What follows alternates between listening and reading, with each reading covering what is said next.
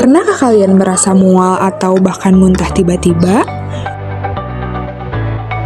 Mual dan muntah adalah gejala umum yang bisa terjadi karena berbagai alasan. Nausea atau yang sering disebut mual adalah perasaan tidak nyaman di perut yang sering disertai keinginan untuk muntah. Sedangkan vomiting atau muntah adalah keluarnya isi lambung melalui mulut secara refleks. Gejala ini bisa menjadi tanda dari banyak kondisi medis. Proses muntah diatur oleh pusat muntah di otak, tepatnya di medula oblongata. Pusat ini menerima sinyal dari beberapa sumber, sistem vestibular yang bertanggung jawab terhadap keseimbangan tubuh misalnya saat mabuk perjalanan. Kemudian, pusat muntah juga menerima sinyal dari zona pemicu kemoreseptor pada otak dan darah, yang memicu mendeteksi zat tertentu seperti obat atau racun yang bisa memicu muntah. Apa penyebab mual dan muntah? Berbagai kondisi dapat menyebabkan mual dan muntah.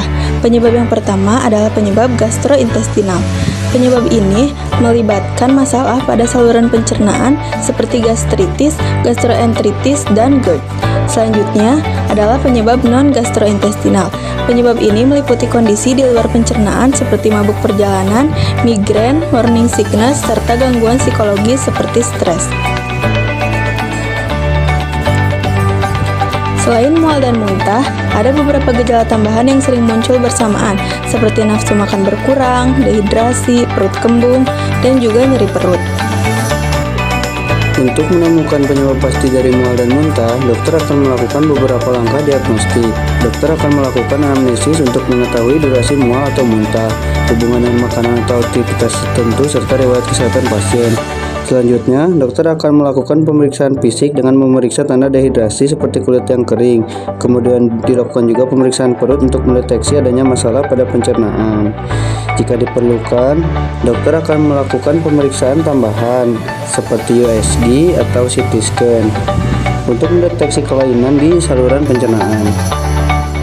Dalam menangani mual dan muntah, ada dua pendekatan utama. Yang pertama adalah penanganan non-farmakologis seperti modifikasi diet, yaitu mengonsumsi makanan dalam porsi kecil tetapi sering dan rendah lemak.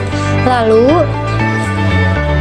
rehidrasi oralit untuk menjaga keseimbangan cairan dengan minuman elektrolit sangat penting setelah muntah. Dan menghindari pemicu seperti bau yang menyengat, makanan berat, dan aktivitas fisik yang memicu mual.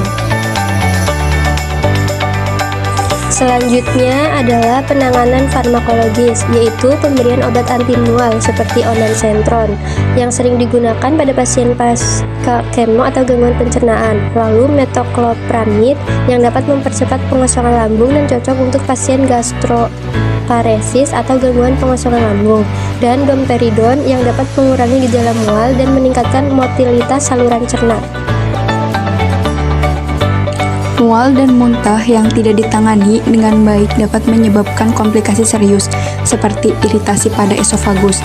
Muntah yang berkepanjangan juga dapat menyebabkan iritasi pada esofagus, kemudian dehidrasi berlebih, yaitu kehilangan cairan yang berlebihan melalui muntah sehingga menyebabkan tubuh kekurangan air, serta menyebabkan malnutrisi, yaitu penurunan asupan makanan dan cairan pada tubuh. Untuk mencegah mual dan muntah, beberapa langkah dapat dilakukan, yaitu yang pertama, mengelola kondisi pemicu seperti minum obat anti mual dan obat untuk migrain atau GERD.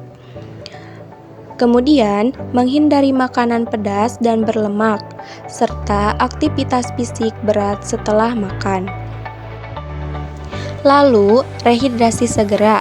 Saat mulai merasa mual atau muntah, penting untuk segera minum cairan elektrolit untuk mencegah dehidrasi.